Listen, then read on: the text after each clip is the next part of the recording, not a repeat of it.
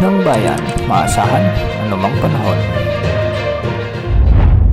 Magandang araw po sa ating lahat. Narito lang pinakuling update sa Bagyong Uwan na kung saan nagkaroon ito ng mabilisang paglakas sa loob ng 24 na oras habang ito ay nasa Philippine Sea, silangan ng Eastern Visayas. Huling namataan ng sentro ng malawak na bagyong ito sa layong 680 km silangan ng Borongan City, Eastern Samar o 760 km silangan ng Katarman, Northern Samar. Taglay na ng bagyo ang malakas na hangin na umaabot sa 140 km per hour malapit sa gitna.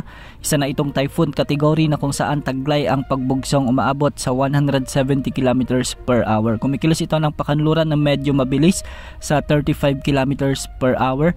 At kung mapapansin natin ay patuloy na lumalawak ang kaulapan o sirkulasyon ng bagyong ito.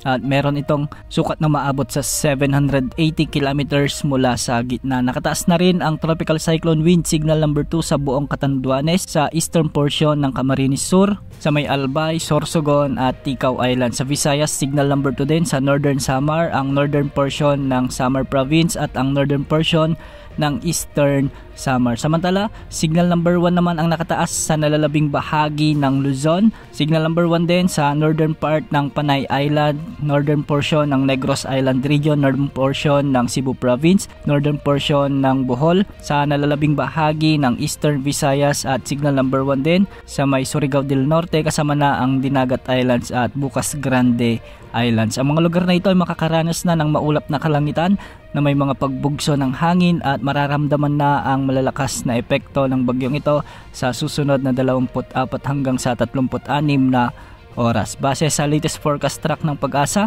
mabilis na lumakas ang bagyong ito bilang typhoon category at mapapanatili ng bagyo ang kanyang lakas bilang typhoon category hanggang bukas ng umaga. Lalapit ito sa bahagi ng Catanduanes, kaya sa mga kababayan natin sa may Bicol Region at Eastern Visayas, paghandaan ang paglapit ng bagyong ito dahil kayo ang unang maapektuhan ng bagsik ng mapaminsalang hangin at ulan na dala ng bagyong ito. Papatuloy ang pagkilos nito ng pahilagang kanluran sa araw pa rin ng linggo at sa linggo ng gabi inaasahang maglalandfall ito bilang isang super typhoon category sa bahagi ng Isabela o di kaya naman ay sa may Aurora. Mapanganib na hangin at mapaminsalang epekto ang inaasahan sa paglandfall ng bagyong ito dahil halos nasa peak intensity nito ang lakas ng hangin kung saan o kung kailan ito tatama sa kalupaan ng ating bansa. Tatawirin ng bagyo ang mga kalupaan ng Northern at Central Luzon at inaasang makakalabas ito sa landmass ng La Union o di kaya naman ay Pangasinan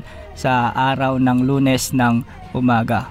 Bahagyang babagal ang pagkilos ng bagyong ito habang nakatawid o habang ito ay nasa West Philippine Sea at magkakaroon ito ng north-northwest na pagkilos. Ibig sabihin nito parang magre-recurve ito ng pahilagang kanluran hanggang sa hilagang silangan. Hanggang sa araw ng Martes o sa araw ng Miyerkules ay posibleng maranasan pa rin ang epekto ng bagyong ito, lalo na sa mga kababayan natin sa Luzon. Tabayan na ng mga susunod na update sa Bagyong Uwan sa mga susunod na oras. Yan mo lang latest sa lagi ng panahon. Ito po ang weather update ng bayan, maasahan anumang panahon.